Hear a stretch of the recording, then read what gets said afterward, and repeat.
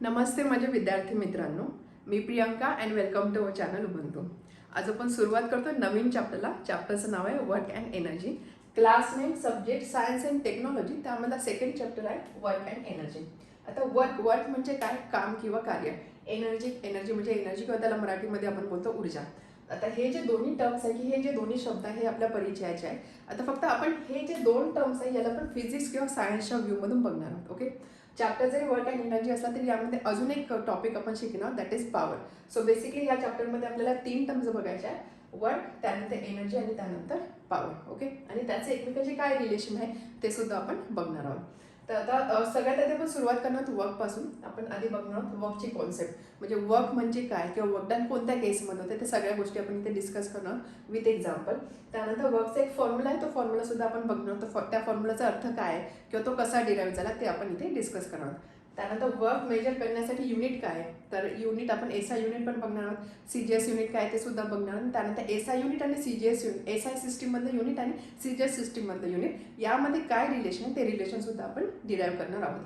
त्यानंतर हे जे वर्क असेल याला आपण तीन टाईपमध्ये कॅटेगराईज करू शकतो.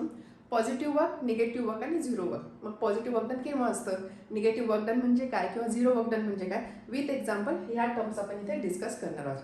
वर्कचं आपल्याला एवढं बेसिकच इन्फॉर्मेशन दिलेली किंवा एवढं बेसिकचाच अभ्यास आपल्याला इथे करायचा आहे. त्यानंतर आपण मूव्ह होणार आहोत एनर्जीकडे. आता एनर्जी जर म्हटली, एनर्जीचे डिफरंट फॉर्म्स आता हे आपल्याला माहिती आहे. फॉर एक्झाम्पल सोलार एनर्जी असते, लाईट एनर्जी असते, हीट एनर्जी असते, त्यानंतर मेकॅनिकल एनर्जी असते, इलेक्ट्रोमॅग्नेटिक एनर्जी असते. असे बरेचसे फॉर्म्स असतात लाईटचे. त्यामध्ये आपण बघणार आहोत मेकॅनिकल एनर्जी. मेकॅनिकल एनर्जी म्हणजे कायनेटिक एनर्जी आणि पोटेन्शियल एनर्जी याला कंबाईन आपण बोलतो मेकॅनिकल एनर्जी. सो आपल्याला इथे दोन एनर्जीचं स्टडी करायचं आहे. एक आहे कायनेटिक एनर्जी, दुसरे आहे पोटेन्शियल एनर्जी. मग कायनेटिक एनर्जी म्हणजे काय, पोटेन्शियल एनर्जी म्हणजे काय, ही कॉन्सेप्ट आपण शिकणार आहोत. त्यानंतर ह्या दोघांसाठी एक एक्सप्रेशन आहे किंवा एक आपण फॉर्म्युला बोलू शकतो. तर कायनेटिक एनर्जीचा फॉर्म्युला काय आहे, पोटेन्शियल एनर्जीचा फॉर्म्युला काय आहे, तो कसा डिराईव्ह करायचा हे सुद्धा आपण इथे बघणार आहोत. आणि त्यावर आधारित काही एक्झाम्पल्स आपण इथे सॉल्व्ह करणार आहोत. त्यानंतर कायनेटिक एनर्जी, पोटेन्शियल एनर्जी झाल्यानंतर आपण पुढे बघणार एनर्जी ट्रान्सफॉर्मेशन. एनर्जी ट्रान्सफॉर्मेशन म्हणजे काय, एनर्जी एका फॉर्ममधून दुसऱ्या फॉर्ममध्ये ट्रान्सफर होते. फॉर एक्झाम्पल, ज्यावेळेस आपण स्विच ऑन करतो आणि लाईट बल्ब जळतो, लाईट बल्ब ऑन होतो. ओके, स्विच ऑन करतो काय, आपण बल्बला इलेक्ट्रिक एनर्जी सप्लाय करतो. बल्ब ऑन होतो म्हणजे बल्बमधून लाईट बाहेर पडते. विथ टाइम बल्ब गरम सुद्धा होणार आहे, म्हणजे तिथे ही जी इलेक्ट्रिक एनर्जी याचं कन्व्हर्जन झालं हीट एनर्जीमध्ये ॲज वेल एज लाईट एनर्जीमध्ये. So this is energy transformation. असे बरेचसे एक्झाम्पल आपण एनर्जी ट्रान्सफॉर्मेशनचे बघणार आहोत. आणि त्यानंतर आपण एक इम्पॉर्टंट लॉ इथे बघणार आहोत. फिजिक्समधला किंवा सायन्समधला खूप महत्त्वाचा लॉ आहे, that is law of energy conservation or law of conservation of energy. आता हा लॉ काय सांगतो किंवा त्याचे काय एक्झाम्पल्स आहेत ते सगळ्या गोष्टी आपण इथे डिस्कस करणार आहोत. हा लॉ खूप महत्त्वाचा लॉ आहे फिजिक्समधला. आणि त्यानंतर आपण एक फ्री फॉलची कंडिशन बघणार आहोत. फ्री फॉल म्हणजे काय, एखादा ऑब्जेक्ट फ्रीली ज्यावेळेस वरून खाली पडतोय अंडर इन्फ्लुएन्स ऑफ ग्रॅव्हिटी, ज्यावेळेस बाकी कोणताच फोर्स त्यावर ॲक्ट होत नाही, फक्त ग्रॅव्हिटीच्या इन्फ्लुएन्समध्ये जर तो खाली पडत असेल, that case is free fall. मग फ्री फॉलमध्ये असणाऱ्या ऑब्जेक्टच्या एनर्जीचं काय होतं, म्हणजे त्याच्या कायनेटिक एनर्जीचं काय होतं, पोटेन्शियल एनर्जीचं काय होतं, एनर्जी वाढते, कमी होते, कॉन्स्टंट राहते, काय होतं, त्या सगळ्या गोष्टी आपण फ्री फॉलसाठी डिस्कस करणार आहोत. आणि त्यानंतर आपण बघणार आहोत पॉवर. पॉवरचे सुद्धा अगदी बेसिक्सच आहे. आपल्याला त्याची कॉन्सेप्ट बघायची आहे, त्याचा फॉर्म्युला बघायचा आहे, त्याची युनिट बघायचे, युनिट कसं येतं किंवा त्याचे बाकी टर्म्सवर काय डिपेंडन्सी आहे ते आपण बघणार आहोत. आणि त्यानंतर त्यावर आधारित काही एक्झाम्पल्स आपल्याला बघायचे आहे. तर ह्या थेरी व्यतिरिक्त आपण चॅप्टरमध्ये जे सॉल्व एक्झाम्पल आहे ते सॉल्व एक्झाम्पलसुद्धा परत एकदा सॉल्व करणार आहोत. आणि त्यानंतर एक्सरसाइज पूर्णपणे सोडवणार आहोत. तर एक्सरसाइजमध्ये असलेले जे काही न्यूमरिकल प्रॉब्लेम्स आहेत ते आपण ते बोर्डवर सोडवणार आहोत. थेरॉटिकल प्रॉब्लेम्स आहेत ते आपण डिस्कस करणार आहोत. आणि त्याचं जे सोल्युशन आहे त्या सोल्युशनच्या PDF लिंक मी व्हिडिओच्या डिस्क्रिप्शनमध्ये देणार आहे. ओके, क्लिअर आहे. तर छोटा चॅप्टर आहे. So let's start with first topic, that is work. Work म्हणजे काम किंवा कार्य. ज्यावेळेस आपण बोलतो की मी आज खूप काम केलं किंवा मी हे काम केलं, तर त्यावेळेस आपण काम किंवा कार्य किंवा वर्क हा वर्ड मेन्शन करतो.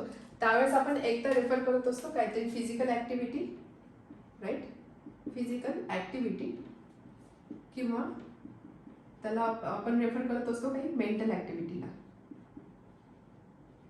आता फिजिकल ॲक्टिव्हिटी म्हणजे काय, चालणे, पळणे, व्यायाम करणे, घरामध्ये एक वस्तू उचलून दुसऱ्या ठिकाणी ठेवणे, एखादी चेअर पुश करणे, टेबल पुश करणे, पाण्याची बॉटल ह्या ठिकाणून उचलून त्या ठिकाणी ठेवणे, जेवण बनवणे, ह्या ज्या सगळ्या ॲक्टिव्हिटीज आहे की जिथे आपल्याला काहीतरी एफर्ट्स, काहीतरी कष्ट किंवा मेहनत घ्यावी लागते, त्याला आपण बोलू शकतो फिजिकल ॲक्टिव्हिटी किंवा त्याला आपण बोलतो वर्क, बरोबर, आपल्या रोजच्या भाषेमध्ये. किंवा आपण जर 4 तास अभ्यास केला, 8 तास लॅपटॉपवर काम केलं, तर यामध्ये सुद्धा आपण काय बोलतो की मी आज एवढा अभ्यास केला, मी एवढं काम केलेलं आहे, किंवा मी एवढं लॅपटॉपवरती 8 तास बसले, मी एवढं काम केलेलं. So these are mental activities. तर जनरली आपण ज्यावेळेस वर्क बोलतो आपल्या रोजच्या लाईफमध्ये, त्यावेळेस एक तर आपण रेफर करतो असतो फिजिकल ॲक्टिव्हिटीला किंवा आपण रेफर करत असतो मेंटल ॲक्टिव्हिटीला, आणि त्याला आपण कन्सिडर करतो वर्क. ओके. बट ज्यावेळेस सायन्स किंवा फिजिक्सचा आपण विचार करतो किंवा सायन्स किंवा फिजिक्सच्या व्ह्यूनी जर आपण बघतो, तर फर्स्ट ऑफ ऑल या ज्या मेंटल ॲक्टिव्हिटी आहे किंवा मेंटल वर्क जे आहे त्याला फिजिक्स वर्क म्हणून अप्रूव्ह करत नाही. ओके. म्हणजे तुम्ही लॅपटॉपवरती 8 तास काम करा, 10 तास काम करा, but for physics it's not a work. तुम्ही जे मेंटल ॲक्टिव्हिटी आहे त्या मेंटल ॲक्टिव्हिटीला फिजिक्स वर्क कन्सिडर करत नाही. तर फिजिक्समध्ये किंवा सायन्समध्ये वर्क म्हणजे काय, work is always some physical work. Okay, समजते. तर आपण अभ्यास करणे याला सुद्धा काम म्हणून कन्सिडर करतो, पण सायन्समध्ये अभ्यास करणे हे काही काम नाही आहे. ओके. काम म्हणजे काय, काम किंवा वर्क म्हणजे नेहमी असणार आहे काही सम सॉर्ट किंवा फॉर्म ऑफ फिजिकल वर्क. समजली, पहिली गोष्ट क्लिअर झाली. मेंटल ॲक्टिव्हिटी किंवा mental work is not work in science. Work म्हणजे काय, वर्क म्हणजे काहीतरी फिजिकल वर्क असलं पाहिजे. पण आता जे काही सगळे फिजिकल वर्क आहे हे सगळे वर्क आपण सायन्सच्या नजरेतून वर्क म्हणून आहे का, नाही. तर यामध्ये सुद्धा फिजिकल वर्क, तर असे काही वर्क की ज्याच्यामध्ये आपल्याला 2 कंडिशन चेक करायचे असतात. फर्स्ट ऑफ ऑल काहीतरी फोर्स अप्लाय झाला पाहिजे. ओके, काय फोर्स अप्लाय झाला पाहिजे, आणि या फोर्समुळे ऑब्जेक्टची डिस्प्लेसमेंट झाली पाहिजे.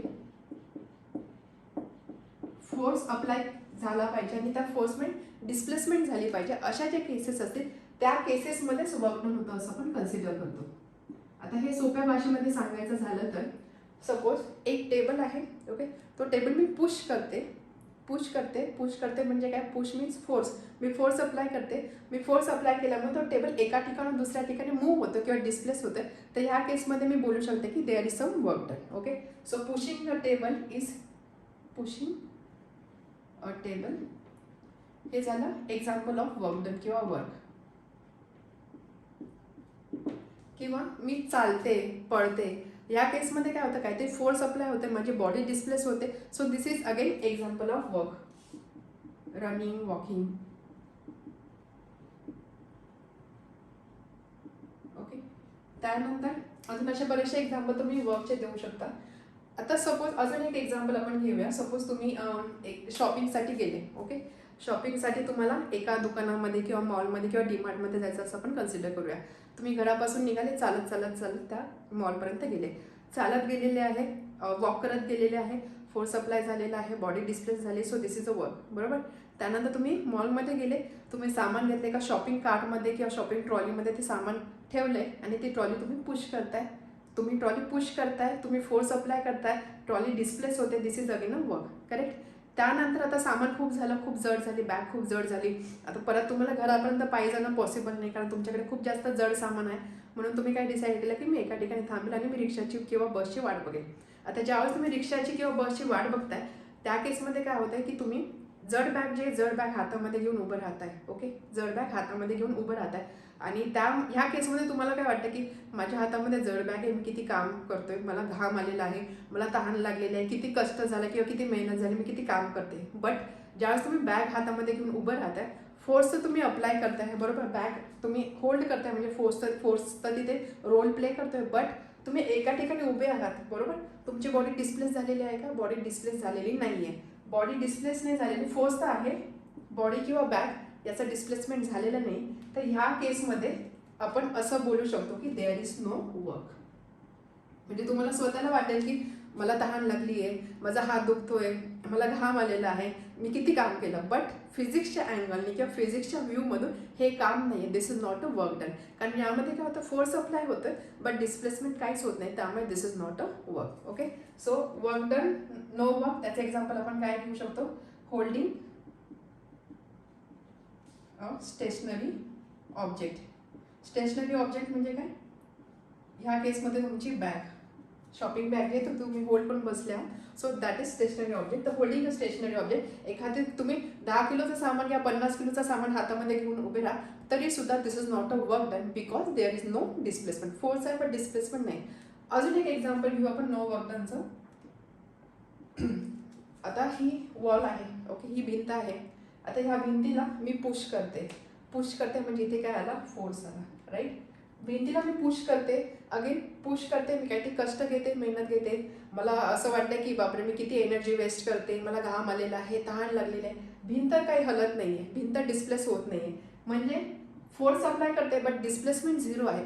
फोर्स अप्लाय करते, डिस्प्लेसमेंट झिरो आहे. मी किती पण कष्ट करणार, मी किती वेळ 1 तास 2 तास जरी ही भिंत अशी ढकलत बसली तरी सुद्धा भिंत हलणार नाही आहे. तर ह्या केसमध्ये मी किती जर एफर्ट्स घेतलेले आहेत तरी सुद्धा ह्या केसमध्ये it's not a work done. ह्या केसमध्ये वर्क डन काही झालेलंच नाही, कारण डिस्प्लेसमेंट काहीच नाही आहे. मी फोर्स किती अप्लाय करू, डिस्प्लेसमेंट तर होतच नाही. त्यामुळे मी किती जरी मेहनत घेतली तरी सायन्स बोलेल की this is not a work done. त्यामुळे नो वर्कचं एक्झाम्पल अजून आपण हे देऊ शकतो, pushing a wall.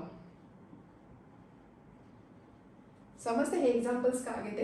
Work done म्हणजे काय आणि वर्क डन म्हणजे नो वर्क डन म्हणजे काय. तर सिम्पल आहे की वर्क म्हणजे काय, वर्क ज्यावेळेस होतं किंवा एखादं वर्क डन होतं त्यावेळेस आपल्याला नेहमी 2 गोष्टी चेक करायच्या, फोर्स अप्लाय झालेला आहे का, फोर्स अप्लाय झालेला आहे आणि त्यानंतर डिस्प्लेसमेंट त्याचा झालेला आहे का. ह्या 2 टर्म्स आपल्याला चेक करायच्या असतात. या दोन्ही टर्म ज्यावेळेस प्रेझेंट असेल किंवा ह्या दोन्ही गोष्टी ज्यावेळेस घडलेल्या असतील त्याच केसमध्ये आपण वर्क डन झालं असं बोलतो. अजून एक गोष्ट, मेंटल ॲक्टिव्हिटीला फिजिक्समध्ये वर्क डन बोलत नाही, फक्त ज्या फिजिकल ॲक्टिव्हिटी असतात त्यालाच आपण वर्क डन म्हणून कन्सिडर करू शकतो. समजलं, क्लिअर आहे. तर आता वर्क डन म्हणजे काय, वर्क डन केव्हा होतं, when a force applied on an object, एखाद्या ऑब्जेक्टवर जो फोर्स अप्लाय केलेला आहे कॉजेस इट्स डिस्प्लेसमेंट. ह्या फोर्समुळे त्या ऑब्जेक्टचं काही डिस्प्लेसमेंट होत असेल, in that case only work is said to be done. त्या केसमध्येच वर्क डन होतं. ओके, त्यामुळे वर्क आपण डिनोट करतो with letter W initial. Okay, आणि वर्क म्हणजे काय, it is product of force and displacement, force multiplied by displacement. ज्यावेळेस फोर्स अप्लाय होतो आणि ह्या फोर्समुळे डिस्प्लेसमेंट होतं ऑब्जेक्टचं, त्या केसमध्येच वर्क डन झालं असं आपण कन्सिडर करतो. आणि त्यामुळे वर्क डन आपण लिहू शकतो W is equal to F. Force आपण एफनी दाखवतो, डिस्प्लेसमेंट आपण एसनी दाखवतो. So W is equal to F multiplied by S. ठीक आहे, क्लिअर आहे. आता हा आहे एक important formula, W equal to force into displacement. पुढच्या टॉपिककडे मूव्ह होण्याआधी आपण वर्कचं युनिट बघतो की आपण वर्क कोणत्या युनिटमध्ये मेजर करतो. तर सगळ्यात आधी आपण बघणार आहोत एसआय युनिट. एसआय सिस्टीमचा यूज केला तर वर्क युनिट काय असणार, work is equal to force into displacement. Force आपण कशामध्ये मेजर करतो, फोर्स आपण एसआय सिस्टीममध्ये मेजर करतो, न्यूटनमध्ये, हे आपल्याला माहिती. आणि डिस्प्लेसमेंट आपण कशामध्ये मेजर करतो, मीटरमध्ये. त्यामुळे वर्कचं युनिट काय आहे, वर्कचं युनिट आहे न्यूटन मीटर. आणि ही जी न्यूटन मीटर ही जी टर्म आहे किंवा हे जे युनिट आहे यालाच अजून बोलतात जूल. काय बोलतात याला, जूल. ओके, 1 न्यूटन मीटर म्हणजेच 1 जूल. 1 न्यूटन मीटर म्हणजे काय, 1 जूल. त्यामुळे वर्कचं युनिट काय, वर्कचं युनिट असणार आहे joule in SI system. Joule म्हणजे न्यूटन मीटर. मोस्टली जूल म्हणूनच युनिट जूलमध्येच दिलेलं असतं, बट काही काही वेळेस जे एक्झाम्पल्स न्यूमरिकल्स असतात त्यामध्ये न्यूटन मीटर सुद्धा देऊ शकता. तर त्यावेळेस कन्फ्युजन नको की आपण वर्क आपण जूलमध्ये घेतो, मी ते न्यूटन मीटर कसं आलं. तर न्यूटन मीटर म्हणजेच काय, जूल असतं. आता 1 जूल किंवा 1 जूल आपण कसं डिफाईन करू शकतो, 1 joule of work done. 1 joule एवढं वर्क डन झाले आपण कधी बोलू शकतो, कधी बोलू शकतो, Wien force of 1 Newton, when a force of 1 Newton displaces an object through distance of 1 meter. 1 न्यूटनचा force apply केला, 1 मीटर जर डिस्प्लेसमेंट झालं, त्या केसमध्ये जे वर्क डन असणार that work done will be 1 joule.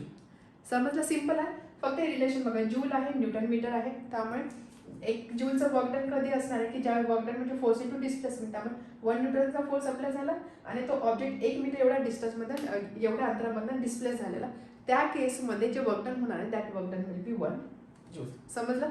So एकदम क्लिअर ठेवा की वर्क डन किंवा वर्क जे आहे त्याचं युनिट असतं जूल. जूल म्हणजे न्यूटन मीटर. हे झाले एसआय सिस्टीम.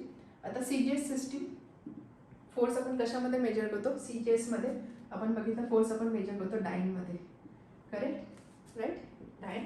आणि डिस्प्लेसमेंट आपण कशामध्ये मेजर करतो, सेंटीमीटरमध्ये. सो सीजीएस युनिट असणार डाईन सेंटीमीटर. अगेन याला सुद्धा एक वर्ड दिलेला आहे, सो दॅट वर्ड इज अर्ग. काय बोलतात त्याला, अर्ग. त्यामुळे 1 अर्ग म्हणजे काय असणार आहे, 1 डाईन सेंटीमीटर. सो 1 अर्ग एवढं वर्क डन केव्हा होणार आहे, ज्या वेळेस 1 डायनचा फोर्स अप्लाय केला एखाद्या ऑब्जेक्टला आणि तो ऑब्जेक्ट 1 सेंटीमीटर एवढ्या डिस्टन्समधून डिस्प्लेस झाला, त्या केसमध्ये जे वर्क डन होणार आहे that work done will be 1 अर्थ वर्क डन. ओके, समजलं? When a force of 1 dyne is applied on an object and object displaces through 1 centimeter, then in that case work done is said to be 1 अर्थ. समजलं? तर वर्कचा unit काय काय आहे? वर्कचा एक unit आहे जूल SI सिस्टीममध्ये आणि दुसरं युनिट आहे अर्थ. ही गोष्ट लक्षात राहू द्या. ओके, फोर्सचं काय असतं? न्यूटन आणि डाईन. ओके, जूल म्हणजे न्यूटन मीटर, अर्थ म्हणजे काय? Dine centimetre. आता यामध्ये सुद्धा काही रिलेशन आहे. जूल आणि अर्थ या दोन युनिटमध्ये काय रिलेशन आहे ते आपल्याला बघायचं आहे. आता जूल आणि अर्थ हे कशावर डिपेंडंट आहे? हे डिपेंडंट आहे न्यूटन मीटर आणि डाईन सेंटीमीटर या युनिट्सवरती. त्यामुळे सगळ्यात आधी आपल्याला यांचं रिलेशन फाइंड करायचं आहे आणि याचा यूज करून आपल्याला या दोघांमध्ये रिलेशन लावायचं आहे. मीटर सेंटीमीटर आपल्याला माहिती आहे की 1 मीटर इक्वल टू 100 सेंटीमीटर, हे तो ऑब्वियस आहे, त्यामुळे डिराईव्ह नाही करावं लागणार. आणि न्यूटन आणि डाईनमध्ये काय रिलेशन असतं ते आपण क्विकली डिराईव्ह करूया. आता बघा, आपल्याला माहिती आहे आता न्यूटन आणि डाईन हे कसलं युनिट आहे? फोर्सचं युनिट आहे, correct? So force according to Newton second law जे आपण फर्स्ट चॅप्टरमध्ये बघितलं, फोर्स काय असतो? Mass into acceleration. ओके, त्यामुळे फोर्सचं युनिट होतं न्यूटन. फोर्स आपण न्यूटनमध्ये घेत होतो. SI सिस्टीम आहे, न्यूटन म्हणजे SI सिस्टीम आहे, सो मास कशामध्ये असणार आहे? केजीमध्ये असणार आहे, ॲक्सेलरेशन असणार आहे metre per second square. Right, so 1 newton म्हणजे किती असतं? 1 kg metre per second square. हे आपल्याला माहिती आहे, बट जस्ट इन केस तुम्हाला माहीत नसेल की 1 newton equal to 1 kg metre per second square कसं आलं, त्यासाठी हा फॉर्म्युला तुम्ही यूज करू शकता. त्यामुळे 1 newton is equal to 1 kg metre per second square. त्याच पद्धतीने 1 डाईन म्हणजे काय होतं? 1 डाईन म्हणजे मास, CGS युनिट आहे डाईन म्हणजे. सो CGS युनिट असल्यामुळे हे किती असणार आहे? ग्रॅम. त्यानंतर centimetre per second square. 1 gram centimetre per second square. आता मला या दोघांमधलं रिलेशन जर लावायचं असेल, त्यासाठी मला हे एकाच सिस्टीममध्ये किंवा KG एकाच जे युनिट्स आहेत त्याला एकाच टाईपमध्ये कन्वर्ट करावं लागणार आहे. त्यामुळे मी काय करेन? KGला ग्रॅममध्ये करेन आणि मीटरला सेंटीमीटरमध्ये करेन. टाईम तर सेकंडमध्ये दिलेलंच आहे. सो इथे मी किती लिहू शकते? 1 kg. 1 kg आपल्याला माहिती आहे, 1 kg म्हणजे 1000 ग्राम आणि 1 मीटर म्हणजे किती? 100 centimetre. So this will B gram centimetre per second square. फक्त मी काय करते? KGला ग्रॅममध्ये गेले आणि मीटरला सेंटीमीटरमध्ये गेले. दिस इज 100. आता हे किती असणार आहे? 10. हे किती आहे? 10 power 3 into 10 power 2. 10 power 3 into 10 power 2. So that is equal to 10 power 5 gram centimetre per second square. याचाच अर्थ काय? Gram centimetre per second square म्हणजे काय? Dyne. Right, so that is equal to 10⁵ dyne. and hence 1 Newton is equal to 10⁵ dyne. Okay, एकदम quickly सुद्धा तुम्ही हे करू शकता की न्यूटन आणि डाईनमध्ये काय रिलेशन आहे? सिम्पल आहे. न्यूटन म्हणजे KG metre per second square, dyne म्हणजे gram metre per second square. KG to gram करायचं म्हणजे आपण 1000 ने मल्टिप्लाय करतो म्हणजे 10 पॉवर 3. मीटर टू सेंटीमीटर करायचं म्हणजे 10 पॉवर 2. सो हे किती असणार आहे? According to laws of indices base same आहे, त्यामुळे आपण इंडायसेसची ॲडिशन करणार. सो दिस इज 10 पॉवर 5 म्हणजे 1 newton is equal to 10 power 5 gram centimetre per second square म्हणजेच 10 पॉवर 5 डाईन. हे एक रिलेशन आपल्याला मिळालं. समजलं? सिम्पल आहे. So 1 newton equal to 10 power 5 dyne हे रिलेशन तुम्हाला लक्षात ठेवायचं आहे. हे झालं फोर्सच्या युनिटमध्ये रिलेशन. आपल्याला कसलं रिलेशन फाइंड करायचं आहे? एनर्जीचे जे आपण युनिट बघितले त्यामध्ये रिलेशन आपल्याला फाइंड आउट करायचं आहे. सो 1 न्यूटन मीटर किंवा 1 joule is equal to 1 newton metre. Right, so that is equal to, आता न्यूटन आहे, न्यूटनला आपण कन्वर्ट करतो डाईनमध्ये बिकॉज आपल्याला याच्याशी रिलेशन फाइंड करायचं आहे. So 1 newton equal to 10⁵ dyne. So 10⁵ dyne. Metre आहे, मीटरचं सेंटीमीटरमध्ये करायचं आहे म्हणजे हे किती असणार? 100 म्हणजे किती? 10 power 2. 10 power 2 centimetre. So 10 power 5 into 10 power 2. 10 power 5 plus 2 that is 10 power 7. Law of indices. Dyne centimetre. So 1 joule equal to 10 power 7 dyne centimetre. Dyne centimetre म्हणजेच काय? Erg. So 1 joule is equal to 10 power 7 erg. This is another important relation. So एक relation आपल्याला काय मिळालं? 1 joule is equal to 10 power 7 अर्थ. Okay, joule आपण capital जेने denote करतो. हे झाले दोन इम्पॉर्टंट रिलेशन. न्यूटन डाईन हे आहे. न्यूटन आणि डाईनमधलं रिलेशन म्हणजे फोर्स जो असतो फोर्सच्या युनिट्समधलं relation 1 newton equal to 10⁵ dyne, हे रिलेशन आपल्याला ज्यावेळेस न्यूमेरिकल प्रॉब्लेम सॉल्व्ह करायचे असते त्यावेळेस याचं यूज होतं. ज्यावेळेस आपल्याला एका सिस्टीममध्ये सगळे युनिट्स दिलेले नसतात त्यावेळेस या रिलेशनचं यूज आपल्याला करायचं असतं. आणि सेकंड हे आहे वर्क डनचं युनिट जूल आणि अर्थ, त्यामध्ये रिलेशन आहे 1 जूल इक्वल टू 10⁷ अर्थ. हे जे आहे this is S I unit and this is CGS unit. हे दोन रिलेशन तुम्हाला लक्षात ठेवायचे आहे. ओके, क्लिअर आहे? समजलं? सिम्पल होतं. Work equal to force into displacement, म्हणजे वर्क डन म्हणजे फोर्स आणि डिस्प्लेसमेंट यांचा प्रॉडक्ट फाइंड आउट करत त्याच्यावर आपल्या वर्क डनची व्हॅल्यू मिळेल असं आपण इथे कन्सिडर केलेलं आहे. बट हे प्रत्येक केसमध्ये अप्लाय होईल असं नाही. तर हा जो फॉर्म्युला, हा फॉर्म्युला आपल्याला, हा जनरलाइज फॉर्म्युला झाला. हा फॉर्म्युला आता पुढे जाऊन थोडा मॉडिफाय होणार आहे. तर हा फॉर्म्युला मॉडिफाय होणार आहे into FS cos theta. Force, displacement, theta एक अँगल असणार आहे, त्या अँगलचा cos of cosine of that angle. तर ही जी व्हॅल्यू असणार आहे this is actual formula of work done. आता यामध्ये हा थीटा का आला किंवा आपण हा फॉर्म्युला फक्त फोर्स आणि डिस्प्लेसमेंट यांचा प्रॉडक्ट कन्सिडर करून आपण वर्क डन का फाइंड आउट नाही करू शकत, त्या सगळ्या गोष्टी आपण आता इथे डिस्कस करणार आहोत. आता यामध्ये जर तुम्ही बघितलं ना, तुम्हाला असं वाटेल की अच्छा कॉस थीटा आला, आता आपण हे युनिट डिस्कस केलेले, मग आता युनिट काय, तर कॉस थीटा जरी असलं तरी सुद्धा युनिट्स हे असेच असणार आहे. कारण बघा हे ॲक्च्युली कसं आहे की F cos theta into S. तर हा जो आहे F cos theta this is component of फोर्सचाच कंपोनंट आहे. तर ते काय ते तुम्हाला पुढे लगेच समजणारच आहे. बट ॲज ऑफ एवढं लक्षात घ्या की this is a force, F cos theta this is a फोर्सचाच कंपोनंट आहे. त्यामुळे त्याचं जे युनिट आहे हे युनिट नेहमी न्यूटनच असणार आहे, डिस्प्लेसमेंट नेहमी मीटरच असणार आहे, त्यामुळे युनिट नेहमी जूलच असणार आहे. त्यामुळे कॉस थीटा जरी आला तरी युनिट चेंज होणार नाही, because F cos theta into S this is a force, त्यामुळे फोर्सचं युनिट न्यूटन असणार आहे, डिस्प्लेसमेंटचे मीटर असणार आहे. ओके, आता FS cos थीटा काय, थीटा म्हणजे काय ते आपण इथे आता डिस्कस करूया. तर बघा ज्यावेळेस आपण आत्तापर्यंतचे जे काही एक्झाम्पल्स आपण कन्सिडर केलेले, त्यामध्ये एक एक्झाम्पल आपण घेऊ की सपोज एक टेबल आहे, तो टेबल मी पुश करते. टेबल आहे, तो टेबल मला पुश करायचा आहे, मला पुढे ढकलायचं आहे. त्यामुळे वर्क डन होणार असेल तर त्यामध्ये दोन गोष्टी झाल्या पाहिजे, एक तर फोर्स अप्लाय झाला पाहिजे आणि डिस्प्लेसमेंट झालं पाहिजे. ज्यावेळेस मी टेबल पुश करते त्या केसमध्ये मी फोर्स अप्लाय करते. ओके, मी फोर्स अप्लाय करते, टेबल पुढे जातो, टेबलचं डिस्प्लेसमेंट कुठे होतं आहे, याच दिशेला होतं आहे. ओके, त्यानंतर हे झालं टेबलचं example. Second example shopping cart, जे शॉपिंगची जी ट्रॉली असते, ट्रॉली आपल्याला पुढे ढकलायची आहे, आपण फोर्ससुद्धा त्या डायरेक्शनला अप्लाय करतो, ट्रॉलीसुद्धा त्याच डायरेक्शनला जाते. ओके, म्हणजे ह्या केसमध्ये थोडक्यात काय, फोर्स जिथे अप्लाय झालेला आहे त्याच डायरेक्शनमध्ये डिस्प्लेसमेंट होते.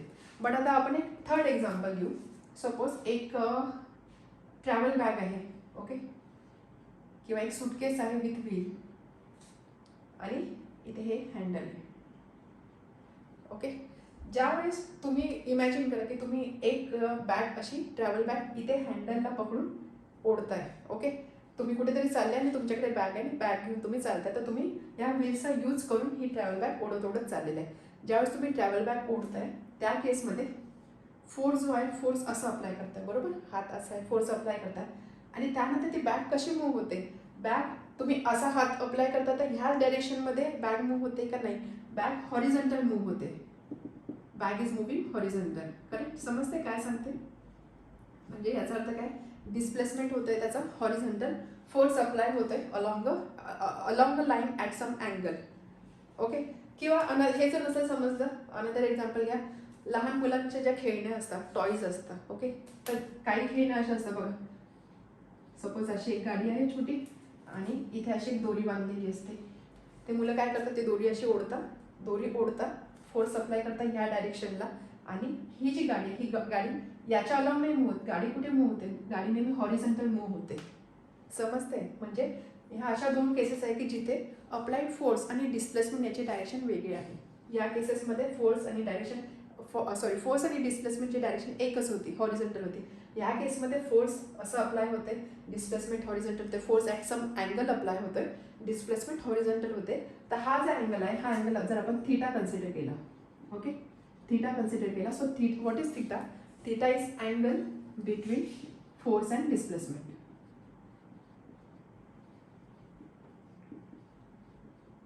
तर ह्या केसमध्ये work equal to force into displacement हा फॉर्म्युला मॉडिफाय होणार आहे, W equal to FS cos theta, कारण इथे अँगल सुद्धा एक रोल प्ले करतोय, त्यामुळे इथे हा फॉर्म्युला मॉडिफाय होणार आहे. मग आता हा फॉर्म्युला कसा आला ते आपण बघूया. समजली, पण ही केस समजली का की W equal to F S cos theta हे असं आपण का कॅल्क्युलेट करतो किंवा थीटा का आला, कारण असं प्रत्येक केसमध्ये असं नाही की तुम्ही फोर्स जिथे लावा तिथे डिस्प्लेसमेंट होणार आहे. काही केसेसमध्ये फोर्स पुढे लावताय, डिस्प्लेसमेंट मागच्या साईडला सुद्धा होणार आहे. काही केसेसमध्ये फोर्स आणि डिस्प्लेसमेंट एका डायरेक्शनमध्ये असणार आहे. काही केसेसमध्ये फोर्स आणि डिस्प्लेसमध्ये एक पर्टिक्युलर अँगल असणार आहे. लेट्स से इथे अँगल आहे थीटा, त्यानंतर इथे अँगल आहे थीटा. हा W equal to F S cos theta कसा आला तर बघा, आपण एक टॉय कार किंवा खेळण्याचं एक्झाम्पल घेऊया. लेट्स से असं खेळणं आहे, याला एक स्ट्रिंग आहे, एक दोरी हे खेळणं बांधलेलं आहे आणि ह्या स्ट्रिंगच्या अलाउन फोर्स अप्लाय होत आहे आणि ह्या फोर्समुळे हे जे टॉय आहे टॉय हॉरिझॉन्टली मूव्ह होतं. एवढं तर क्लिअर आहे. आता आपल्याला कॅल्क्युलेट करायचं आहे वर्क डन. आपल्याला माहिती work done equal to force into displacement. आपण डिस्प्लेसमेंट फाइंड करू शकतो. या स्ट्रिंगमध्ये असणार फोर्स सुद्धा माहिती आहे, so work equal to force into displacement. But ह्या केसमध्ये असं नाही आहे, कारण फोर्स जो आहे ना, हा फोर्स एका पर्टिक्युलर अँगलला इथे ऍक्ट होतोय. Let's say this angle is theta. हॉरिझॉन्टलची हा जो फोर्स आहे, हा फोर्स काही अँगल फॉर्म करतो. Let's say this angle is theta. आता हा जो फोर्स आहे, हा फोर्स ह्या लाईनच्या अलॉंग वर्क होतोय. तर आपल्याला ज्यावेळेस आपण ह्या ब्लॉक किंवा ह्या टॉयचं ज्यावेळेस आपल्याला वर्क डन फाइंड आउट करायचं आहे, या टॉयसाठी आपल्याला वर्क डन फाइंड आउट करायचं आहे, त्या केसमध्ये आपल्याला हा फोर्स ॲज इट इज नाही घ्यायचा. तर ही जी डिस्प्लेसमेंट आहे, डिस्प्लेसमेंटच्या डायरेक्शनमध्ये जो फोर्स आहे तो आपल्याला कन्सिडर करायचा आहे. ओके, समजते component of force in the direction of displacement. आता बघा, फोर्स जो आहे ना, दिस इज फोर्स, इथे अँगल थीटा आहे. तर हा जो फोर्स असतो, हा फोर्स आपण दोन कंपोनंटमध्ये डिवाइड करू शकतो. एक असतो हॉरिझॉन्टल कंपोनंट आणि एक असतो व्हर्टिकल कंपोनंट. ओके, आता ॲज ऑफ नाव एवढी गोष्ट समजून घ्या. एखादा फोर्स असेल किंवा एखादी वेक्टर क्वांटिटी असेल ती आपण दोन कंपोनंटमध्ये डिवाइड करू शकतो किंवा दोन कंपोनंटमध्ये दाखवू शकतो. एक तर हॉरिझॉन्टल कंपोनंट, एक तर व्हर्टिकल कंपोनंट. तर आपल्याला वर्क डन कॅल्क्युलेट करायचा, तर यामध्ये आपल्याला फोर्सचा असा कंपोनंट यूज करायचा की जो डिस्प्लेसमेंटच्या डायरेक्शनमध्ये आहे. नीट समजून घ्या. ओके, फोर्सचा आपल्याला असा कंपोनंट यूज करायचा की जो डिस्प्लेसमेंटच्या डायरेक्शनमध्ये आहे. डिस्प्लेसमेंट होते हॉरिझॉन्टल, त्यामुळे आपल्याला फोर्सचा हॉरिझॉन्टल कंपोनंट कन्सिडर करावं लागेल. त्यामुळे फोर्सचा हॉरिझॉन्टल कंपोनंट म्हणजे इथे असणार आहे हा कंपोनंट. Let's say F1. समजलं इथपर्यंत? हा फोर्स ॲज इट इज आपल्याला F इंटू एस इथे घ्यायचा नाही आहे. आपल्याला फोर्स हा फोर्स ॲट वन पर्टिक्युलर अँगलला वर्क होतं, अप्लाय होतोय. त्यामुळे आपल्याला फोर्सचा नेहमी हॉरिझॉन्टल कंपोनंट ह्या केसमध्ये घ्यायचा आहे की जो डिस्प्लेसमेंटच्या डायरेक्शनच्या अलॉंग आहे. ओके, त्यामुळे इथे आपण मेन्शन करूया, let F1 be the force along direction of displacement. त्यामुळे वर्क काय असणार आहे, work done is equal to, आपण फोर्स कोणता घेतला, force into displacement, that is S. Okay, but what is F1? F1 म्हणजे काय, F1ची व्हॅल्यू काय आहे, तर F1ची व्हॅल्यू आपल्याला आता फाइंड करायची. त्यासाठी आपल्याला यूज करायचं मॅथमॅटिक्समधला ट्रिग्नोमेट्री. एकदम सिंपल टर्म आपल्याला किंवा सिंपल कॉन्सेप्ट यूज करायची, कोसाइन ऑफ अँगल. तुम्ही ट्रिग्नोमेट्रीचे व्हिडिओ बघा, त्यामध्ये हे सगळं डिटेलमध्ये आपण डिस्कस केलेलं आहे. काय असतं साइन, काय असतं कॉस, काय असतं टॅन, काय असतं. त्यामध्ये आपल्याला कॉस थिटाचा यूज इथे होणार आहे. आता हा यूज कसा होणार आहे बघा. आता हा अँगल थिटा आहे. जर आपण हे असं जॉईन केलं, so this will be right angle triangle. Correct, angle 90 degree, हे हॉरिझॉन्टल आहे, हे व्हर्टिकल आहे, सो अँगल असणार आहे 90 डिग्री. त्यामुळे जर मी असा राईट अँगल ट्रायंगल कन्सिडर केला, आय होप तुम्हाला ट्रिग्नोमेट्रीची थोडीफार आयडिया आहे. नसेल तर व्हिडिओ बघा. मी प्रयत्न करेल की जेवढं मला समजून सांगता येईल अबाउट कॉस थिटा तेवढा. So this is angle theta, this is angle 90. आता हा जो आहे, हा याला आपण F कन्सिडर करू शकतो एवढा. त्यानंतर दिस इज F1. हे फक्त मी ट्रायंगलच्या फॉर्ममध्ये इथे काढलेलं आहे. ओके, आता ज्यावेळेस आपण ट्रिग्नोमेट्रीचा विचार करतो त्यावेळेस आपण साइन, कॉस आणि टॅन ह्या 3 बेसिक टर्म शिकतो. त्यामध्ये कॉस, आपण साइन पण बघूया. साइन म्हणजे काय असतो, साइन थिटा म्हणजे साइन ऑफ एनी अँगल. तर हे काय असतं की हे ट्रिग्नोमेट्रीमध्ये हे साइन, कॉस, टॅन काय असतं की हे ट्रायंगलचे ज्या साईड्स असतात त्याच्यामध्ये रिलेशन आपल्याला देतं.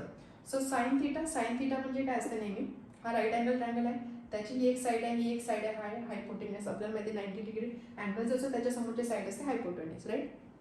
सो साइन थिटा म्हणजे काय, तर sine theta is always opposite side upon hypotenuse. Okay, हा अँगल थिटा आहे, आपण थिटाचा विचार करतो ना, सो थिटा अँगल कन्सिडर करायचे. याच्या ऑपोजिट साईड म्हणजे ही side upon hypotenuse, this is sine theta. त्यानंतर कॉस थिटा म्हणजे काय असतं, डिनॉमिनेटरने नेहमी हायपोटेनियसच असणार आहे. कॉस थिटा म्हणजे काय, ॲडजसंट साईड ॲडजसंट साईड अपॉन हायपोटेनस. त्यामुळे जर मी हा ट्रायंगल कन्सिडर केला तर यामध्ये साइन थिटा काय असणार आहे, साइन थिटा असणार आहे. साइन थिटाने आपल्याला कॉस थिटा लागणार आहे आता. सो कॉस थिटा काय असणार आहे, F1 ही साईड ॲडजसंट साईड त्याची लगतची बाजू, adjacent side upon hypotenuse. So F1 upon F, this is cos theta. Okay, आपल्याला कसली व्हॅल्यू पाहिजे होती, F1 ची व्हॅल्यू पाहिजे ना, म्हणून आपण फक्त कॉस थिटा या रिलेशनचा यूज केला. अजून टॅन थिटा रिलेशन पण असं opposite upon adjacent, but as of मी एवढं लक्षात ठेवलं की आपल्याला कॉस थिटा या रिलेशनचा यूज इथे करायचा आहे. कॉस म्हणजे काय असतं, कोसाइन ऑफ अँगल काय असतो, adjacent side upon hypotenuse. Angle point काय असं थिटा आहे ना, सो थिटाची ॲडजसंट साईड ही आणि त्यानंतर hypotenuse. So cos theta equal to F1 upon F. हे आपण सिम्प्लिफाय करून असं लिहू शकतो, F1 is equal to F into cos theta, right, by trigonometry. F1 equal to F into cos theta. ही व्हॅल्यू आपल्याला आता फक्त इथे पुट करायची. So W is equal to F cos theta into S. तर हेच थोडं सिम्प्लिफाईड फॉर्ममध्ये लिहिण्यासाठी आपण काय करतो, Fs एका साईडला घेतो आणि कॉस थिटा एका साईडला घेतो. So this is formula for work done. This is generalise formula. Okay, W equal to F into S into cos theta. Theta म्हणजे काय असतो, theta is angle between force and displacement. Okay, समजलं. W equal to Fs cos theta हा आहे generalise formula, की हा आहे formula for work done when force and displacement is given. समजलं कसा फॉर्म्युला डिराईव्ह केला. परत एकदा आपण डिस्कस करूया. बरेचदा असं होतं की फोर्स आणि डिस्प्लेसमेंट यांची डायरेक्शन सारखी नसते. त्या केसमध्ये आपल्याला काय करावं लागतं, आपल्याला तो जो फोर्स आहे त्याचा डायरेक्शनच्या अलॉंग जो कंपोनंट आहे तो कंपोनंट कन्सिडर करावा लागतो. इथे अँगल थिटा होता त्यामुळे हा असणार आहे F कॉस थिटा, किंवा हे जर असं नसेल समजा तुम्ही हे रिलेशन बघू शकता. तर जनरली बघा कसं असतं, इथे जर अँगल थिटा असेल ना आणि इथे एखादा वेक्टर लेट्स से F, तर हा नेहमी असतो F कॉस थिटा. आणि हा जो वर्टिकल असतो ना, this is always F sine theta. This is F sine theta, this is F cos theta. असं तुम्ही लक्षात ठेवू शकता. नेहमी थिटाला लागूनच असतं, that is F cos theta, आणि दुसरं असणार F sine theta component. But अजून हे तुम्हाला माहिती नाही म्हणून मग हे डेरिवेशन मी तुम्हाला दाखवलं की हे आपण कसं डिराईव्ह करू शकतो. बट नेहमी लक्षात ठेवा, थिटाच्या अलॉंग कंपोनंट असतो नेहमी F कॉस थिटा. तर यामध्ये आपल्याला हा डायरेक्शनच्या अलॉंग असणारा कंपोनंट कन्सिडर करायचा फोर्सचा. या केसमध्ये तो होता हॉरिझॉन्टल कंपोनंट, त्यामुळे F cos theta into that is Fs cos theta. Okay, आता यामध्ये हे जे कॉस थिटा आहे ना, या अँगलच्या काही पर्टिक्युलर व्हॅल्यूज असतात, फिक्स व्हॅल्यूज असतात. फॉर एक्झाम्पल कॉस झिरो ची व्हॅल्यू असते नेहमी 1.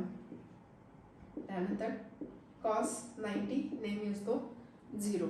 ओके, या बेसिक व्हॅल्यूज तुम्हाला माहिती पाहिजे. Cos 0 is 1, cos 90 is 0. तुम्ही ट्रिग्नोमेट्रिक टेबल रेफर करून त्यामधून या सगळ्या व्हॅल्यूज तिथे चेक करू शकता फ्रॉम मॅथमॅटिक्स. ओके, आता W equal to Fs cos theta, हे आणि हे आपण कसं रिलेट करू शकतो. आपण आधी सगळ्यात आधी बघितलेलं की ज्यावेळेस आपण एक टेबल पुश करतोय त्यावेळेस फोर्स या दिशेमध्ये आहे आणि डिस्प्लेसमेंट सुद्धा ह्या दिशेमध्ये आहे. ओके, F आणि S हे दोन्ही एकाच दिशेमध्ये आहे म्हणजे आपण असं कन्सिडर करू शकतो की पॅरलल आहे, एकाच दिशेमध्ये आहे. म्हणजे त्या दोघांमध्ये अँगल किती असणार आहे, अँगल असणार आहे 0. अँगल किती असणार आहे 0. ओके, अँगल 0 आहे तर आपण इथे असं लिहू शकतो Fs कॉस 0. कॉस 0 किती असतो, cos 0 is always 1. So W is equal to Fs. म्हणजे ज्या केसमध्ये फोर्स आणि डिस्प्लेसमेंट एका डायरेक्शनमध्ये असतात त्या केसमध्ये ऑब्व्हियसली अँगल थिटा हा सुद्धा हॉरिझॉन्टलच असणार आहे, फोर्स असा असणार आहे. अँगल थिटा 0 असणार आहे. अँगल थिटा 0 म्हणजे कॉस 0 इज ऑलवेज 1. तर त्या केसमध्ये आपण directly W equal to force into displacement हे लिहू शकतो. सो कॉस थिटा केवळ ज्यावेळेस अँगल काहीतरी आपल्याला दिलेला असतो त्या केसमध्ये. आपण बघितलं work is equal to product of force and displacement.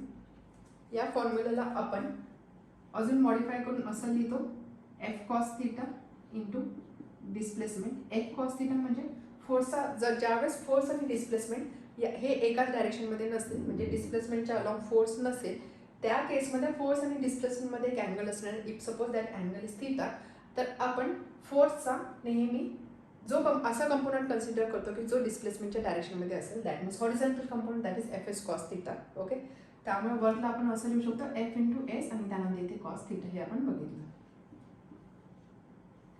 तर यामध्ये थिटा इम्पॉर्टंट रोल करतो की वर्क डन काय असणार आहे. सपोज थिटाची व्हॅल्यू आपण एक्स्ट्रीम केसेस कन्सिडर करूया. थिटाची व्हॅल्यू 0 आहे. ओके, थिटाची व्हॅल्यू 0 आहे.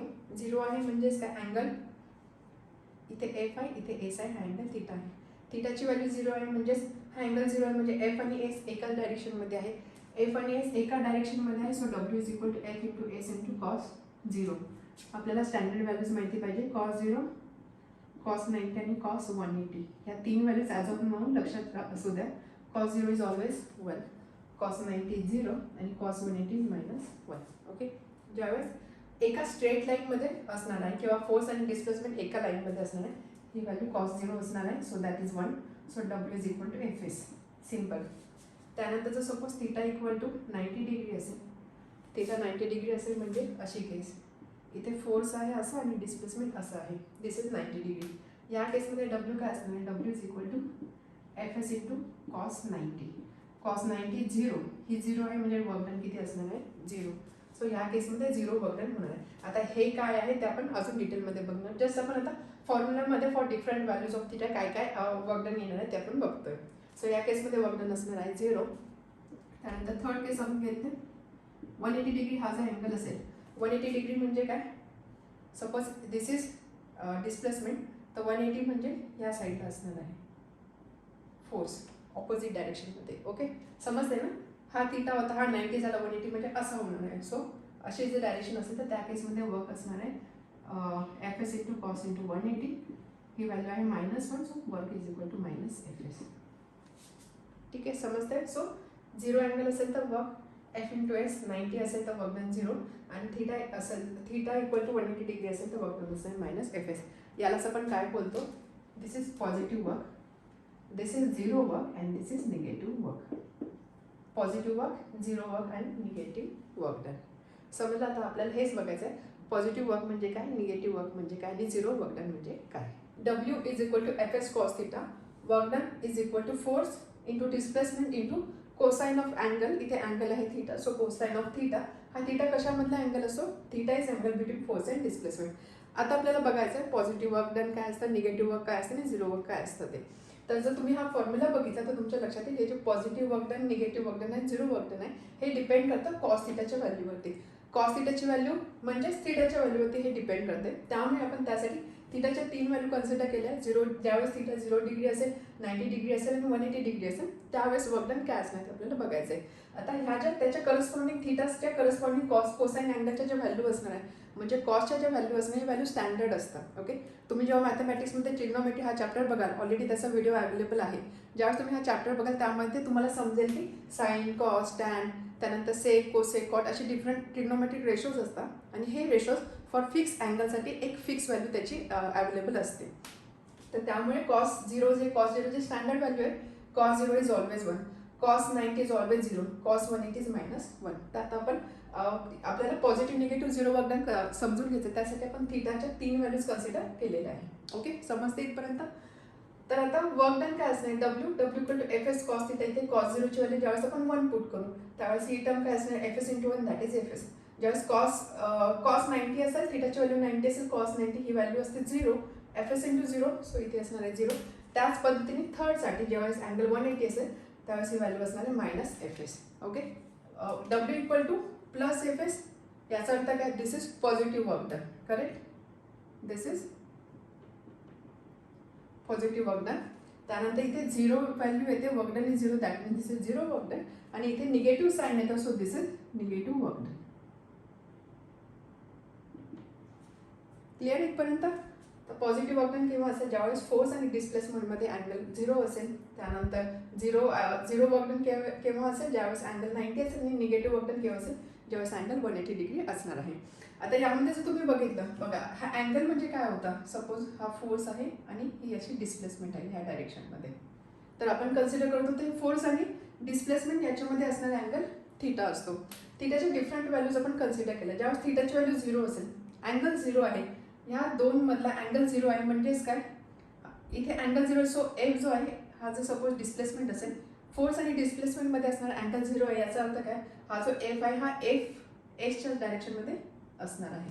समजते. अँगल 0 दोन गोष्टीमध्ये अँगलच नाही आहे.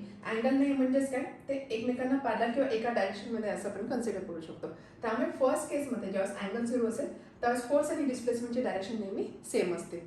असं नाही की ती नेहमी अशी असेल, अशी डायरेक्शन असू शकते. फोर्स जर या दिशेला असेल तर डिस्प्लेसमेंट सुद्धा या दिशेला असणार आहे. क्लिअर आहे. त्यानंतर ज्यावेळेस अँगल 90 असेल, 90 असेल म्हणजे काय, 90. सो जर डिस्प्लेसमेंट असं असेल तर फोर्स आणि डिस्प्लेसमेंट याच्यामध्ये अँगल 90 फॉर्म करतं. त्यामुळे फोर्स वर्टिकल असेल, डिस्प्लेसमेंट हॉरिझॉन्टल असेल, या पद्धतीचा आपल्याला इथे डायरेक्शन मिळणार आहे. आणि त्यानंतर 180 डिग्री. 180 म्हणजे काय, हा अँगल थीटा. थीटा जेव्हा 180 केव्हा होणार आहे, असा जर केला तर दिस इज 90. 180 म्हणजे आपल्याला हा अजून इकडे फिरवायचा आहे 90 मधून, त्यामुळे डिस्प्लेसमेंट मिळणार आहे आपल्याला या डायरेक्शनला. म्हणजे जर इकडे फोर्स असेल तर डिस्प्लेसमेंट या डायरेक्शनला असणार आहे. So let's say this is force, तर डिस्प्लेसमेंट एस या डायरेक्शनला असणार. थोडक्यात जर फोर्स इकडे असेल तर डिस्प्लेसमेंट ऑपोजिट डायरेक्शनला असणार आहे, 180 डिग्री अँगल फॉर्म करणार आहे. किंवा आपण असं बोलू शकतो, जर फोर्स असा असेल तर डिस्प्लेसमेंट या डायरेक्शनला असणार आहे. So this is angle 180. त्यामुळे हे सुद्धा लक्षात घ्या की ज्यावेळेस अँगल थीटा असेल त्यावेळेस फोर्स आणि डिस्प्लेसमेंटची डायरेक्शन कोणती असणार आहे. 90 असेल तेव्हा कोणती असणार आहे, 180 डिग्री असेल त्यावेळेस कोणती असणार आहे. क्लिअर इथपर्यंत. पॉझिटिव्ह वर्क डनमध्ये फोर्स ऑलवेज हेल्प डिस्प्लेसमेंट. ज्या दिशेला फोर्स अप्लाय करतो त्याच दिशेला डिस्प्लेसमेंट होतं. याचा अर्थ काय, फोर्स जो आहे तो डिस्प्लेसमेंटला मदत करतो, फोर्स डिस्प्लेसमेंट व्हायला मदत करतो. या उलट ज्यावेळेस अँगल 180 डिग्री असेल, फोर्स एका दिशेला आहे, डिस्प्लेसमेंट ऑपोजिट दिशेला आहे. समजतं, फोर्स जर पुढे असेल तर डिस्प्लेसमेंट मागे होती, किंवा फोर्स जर ह्या डायरेक्शनमध्ये असेल तर डिस्प्लेसमेंट फॉरवर्ड डायरेक्शनमध्ये असणार. तर या केसमध्ये काय आपण असं बोलू शकतो की फोर्स जो आहे हा फोर्स डिस्प्लेसमेंटला अपोज करतो. क्लिअर इथपर्यंत. तर हे होते positive work done, zero work done आणि निगेटिव्ह वर्क डन यामध्ये असणारे पॉईंट ऑफ डिफरन्सेस, किंवा कोणत्या केसमध्ये काय काय कंडिशन्स अप्लाय होतात ते आपण या टेबलच्या फॉर्ममध्ये बघितलेलं आहे. आता यावर आधारित बरेचसे एक्झाम्पल्स तुमच्या टेक्स्टबुकमध्ये दिलेले आहे. तर त्यामध्ये काय एक्झाम्पल इथे बोर्डवर दिलेले आहे. या एक्झाम्पल्समध्ये आपल्याला चेक करायचं की पॉझिटिव्ह वर्क डन कुठे आहे, झिरो कुठे आहे आणि निगेटिव्ह वर्क डन कुठे असणार आहे. So first, pushing a stalled vehicle. एखादी बंद पडलेली गाडी आहे, त्या गाडीला आपण पुश करतोय. मग या केसमध्ये कोणतं वर्क डन होणार ते आपल्याला डिसाईड करायचं. तर बघा, वर्क डन आहे म्हणजे दोन गोष्टी आहे, आपल्याला फोर्स कन्सिडर करायचा आहे, डिस्प्लेसमेंट कन्सिडर करायचे आहे. आपण बंद पडलेली गाडी पुश करतोय, ढकलतोय. सो लेट्स से आपण फोर्स या दिशेला अप्लाय करतोय, या दिशेला फोर्स अप्लाय करतो, तर गाडीचं डिस्प्लेसमेंट कुठे होणार आहे, गाडीचं डिस्प्लेसमेंट सुद्धा सेम दिशेला होणार आहे, सेम डायरेक्शनमध्ये होणार आहे. त्यामुळे डिस्प्लेसमेंट असणार आहे असं. फोर्स आणि डिस्प्लेसमेंट हे दोघं एकाच डायरेक्शनमध्ये आहे. That means this is case of positive work done किंवा पॉझिटिव्ह वर्क. ओके, समजते. आणि आपण असं पुश करतोय, डिस्प्लेसमेंट सुद्धा सेम डायरेक्शनमध्ये होते. यामध्ये काही अँगल किंवा अँगल थीटा जो आहे तो 0 डिग्री असणार, किंवा आपण असं बोलू शकतो फोर्स आणि डिस्प्लेसमेंटमध्ये काही अँगल नाही आहे, किंवा असं बोलू शकतो अँगल जो तो अँगल 0 डिग्री आहे. So this is case of positive work. Clear आहे. Second, catching a ball thrown by a friend. तुम्हाला एक बॉल, तुमच्या मित्राने तुमच्याकडे बॉल फेकला तर तुम्हाला कॅच करायचा. बॉल येतोय, लेट्स बॉल समोरून येतोय, मी असा हात केलेला आहे, बॉल समोरून येतोय. बॉलच्या मोशनच्या ऑपोजिट डायरेक्शनमध्ये आपण फोर्स अप्लाय करतोय. ठीक आहे, बॉलच्या मोशनच्या ऑपोजिट डायरेक्शनमध्ये आपण फोर्स अप्लाय करतोय. त्यामुळे फोर्स जर असा असेल तर डिस्प्लेसमेंट या डायरेक्शनमध्ये असणार आहे. बॉलच्या मोशनला किंवा डिस्प्लेसमेंटला आपण अपोज करतोय, समोरून बॉल आहे तर फोर्स आपण असा अप्लाय करतो, त्यामुळे डायरेक्शन असणार ऑपोजिट. त्यामुळे this is case of negative work. Simple आहे. त्यानंतर third, swinging a stone tied to a rope. तर काय सांगितलं की एक रोप आहे किंवा दोरी आहे, त्याला एक असं स्टोन टाय केलेला आहे, आणि हा स्टोन आपण ज्यावेळेस असा गोल गोल फिरवतो, स्विंग करतो, त्या केसमध्ये कोणतं वर्क डन होणार ते आपल्याला डिसाईड करायचं आहे. समजलं. एक दोरी आहे, दोरीला एक दगड बांधलेला आहे आणि तो दगड असा असं गोल फिरवला जातो. मग या केसमध्ये कोणतं वर्क डन ते आपल्याला डिसाईड करायचं, पॉझिटिव्ह आहे, निगेटिव्ह आहे का झिरो आहे. आता जर तुम्ही ही केस बघितली, ज्यावेळेस आपण स्टोन जो आहे स्टोन असा स्विंग करतोय, गोल गोल फिरवतोय, त्यावेळेस हा जो स्टोन आहे हा असा काही पाथ फॉलो करणार आहे, राईट, असा पाथ फॉलो करणार. व्हॉट इज दिस, हे काय तो कोणत्या मोशनमध्ये असणार आहे, सर्क्युलर मोशन. आपण हे चॅप्टर 1 मध्ये बघितलेलं आहे.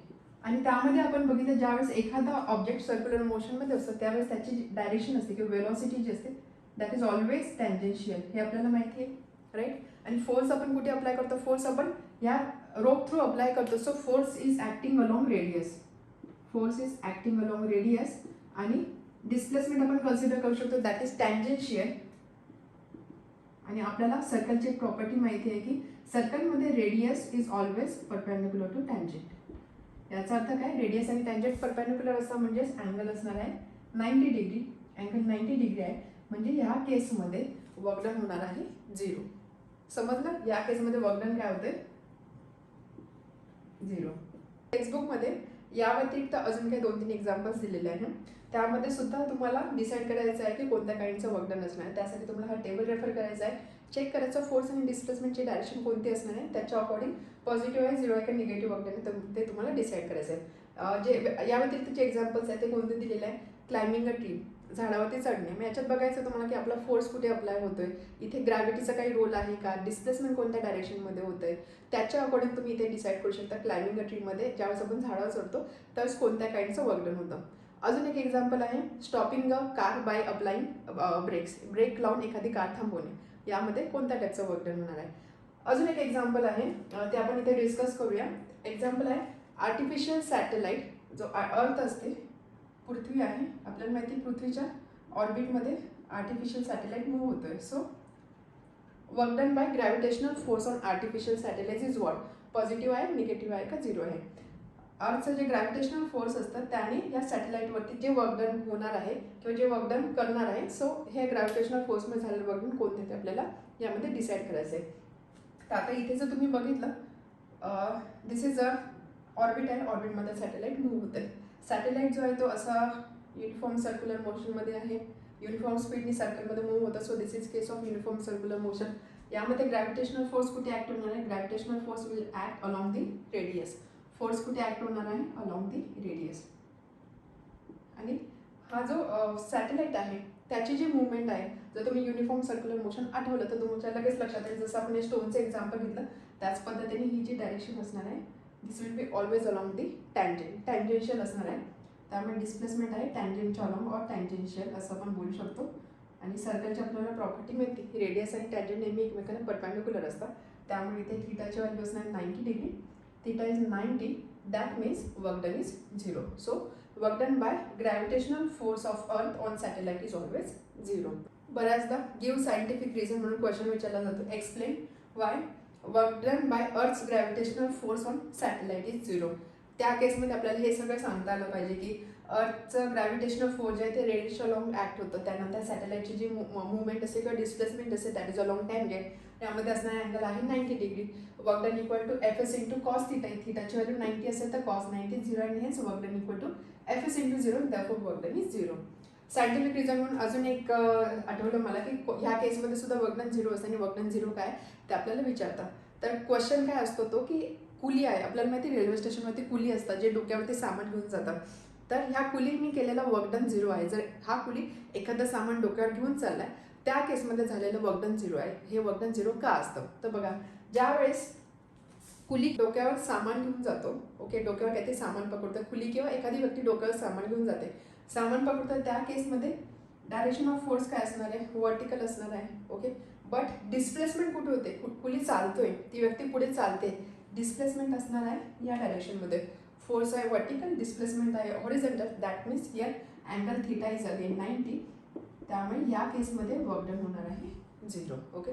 त्यामुळे असं जरी तुम्ही म्हटले की कधी तुम्ही खूप जड सामान घेऊन आले किंवा कुलीची केस आपण कन्सिडर केली की त्याने डोक्यावर एवढं जड सामान घेतलं, त्याला घाम आला, तहान लागली, थकवा आला, बट तरीसुद्धा सायन्सच्या अकॉर्डिंग ह्या केसमध्ये वर्क डन झालेलं नाही आहे, कारण फोर्स आहे, फोर्स व्हर्टिकल आहे, डिस्प्लेसमेंट हॉरिझॉन्टल होते, फोर्स आणि डिस्प्लेसमेंटमध्ये असणार अँगल 90 डिग्री आहे, त्यामुळे इथे वर्क डन झालेलं नाही आहे.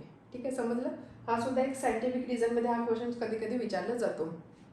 अजून या व्यतिरिक्त हां, 0 वर्क डन, आता आपण बघितलं 0 वर्क डन कोणत्या वेळेस होतं, ज्यावेळेस अँगल असतो थीटा इक्वल टू 90 डिग्री, त्या केसमध्ये होतं 0 वर्क डन. और अजून एक केस काय बघा, वर्क डन काय असतं, work is equal to force into displacement, simple आपल्या वर्ड्समध्ये work done equal to force into displacement. आता या केसमध्ये जर डिस्प्लेसमेंट 0 असेल तरी सुद्धा वर्क डन होणार आहे 0. डिस्प्लेसमेंट 0 म्हणजे अगेन तेच एक्झाम्पल, ज्यावेळेस मी भिंतीवरती मी फोर्स अप्लाय करते, पुश करते, ही भिंत हलत नाही आहे, भिंतीचं डिस्प्लेसमेंट नाही होते, भिंतीचं डिस्प्लेसमेंट नाही होते, दॅट मीन्स एस इज 0, या केसमध्ये वर्क डन 0 होणार आहे. अनदर एक्झाम्पल, सपोज मी पुस्तक आहे, पुस्तकांचा एक गट्टा तो हातामध्ये घेऊन उभी राहिली, पुस्तकांचा गट्टा मी हातात घेऊन उभी राहिली, मी फोर्स अप्लाय करते, but I am not moving, मी हलत नाही आहे, मी आहे त्याच कंडिशनमध्ये आहे, म्हणजे इथे सुद्धा डिस्प्लेसमेंट झालं 0. डिस्प्लेसमेंट 0 झालं म्हणजेच वर्क डन होणार आहे 0. क्लिअर आहे आता पॉझिटिव्ह वर्क डन म्हणजे काय, निगेटिव्ह वर्क डन आणि 0 वर्क डन म्हणजे काय. आता परत एकदम क्विकली आपण रिवाइज करूया, आपण काय काय बघितलं पॉझिटिव्ह 0 आणि निगेटिव्ह वर्क डनमध्ये. When force and displacement they are in same direction, that means angle theta is 0, that is case of positive work done. When force and displacement they are in opposite direction, that means angle is 180 degree, that is case of negative work done. त्यानंतर zero work डनसाठी आपल्याला दोन cases mention करायचे आहेत. पहिली case related to angle, that means when force angle between force and displacement is 90 degree. याचाच अर्थ काय, force and displacement they are perpendicular to each other, then in that case work done is 0. ही झाली पहिली केस. Second केस काय, when force is applied but there is no displacement, then also work done is said to be 0. Force apply केलेला आहे but displacement नाही आहे, मी भिंतीला push करते बट भिंत हलत नाही, डिस्प्लेसमेंट 0 आहे, so that is case of 0 work done. 0 work डनचं अजून एक्झाम्पल तुम्ही हे सुद्धा लक्षात घेऊ शकता. ज्यावेळेस आपण एखादा पुस्तकांचा गट्टा हातामध्ये घेऊन उभे आहोत, आपण फोर्स अप्लाय करतो बट डिस्प्लेसमेंट नाही, आपण एका ठिकाणी स्थिर उभे आहोत, तर ह्या केसमध्ये सुद्धा वर्क डन होणार आहे 0. क्लिअर आहे इथपर्यंत? आता हे होतं सगळं वर्कडनबद्दल. या व्यतिरिक्त सुद्धा या सगळ्या एक्झाम्पल व्यतिरिक्त तुम्हाला टेक्स्टबुकमध्ये एक एक्सपेरिमेंट दिलेला आहे. एक ग्लास घ्यायचा आहे, त्याला थ्रेड वगैरे अडकवायचा आहे. तो एक्सपेरिमेंट तुम्ही करून बघा. त्यावरून तुम्हाला ही जी वर्कडनची कन्सेप्ट आहे किंवा ह्याच्या 3 टाईप, ज्या 3 कॅटेगरी बघितली, पॉझिटिव्ह, 0, निगेटिव्ह वर्कडन, ते अजून क्लिअर होईल.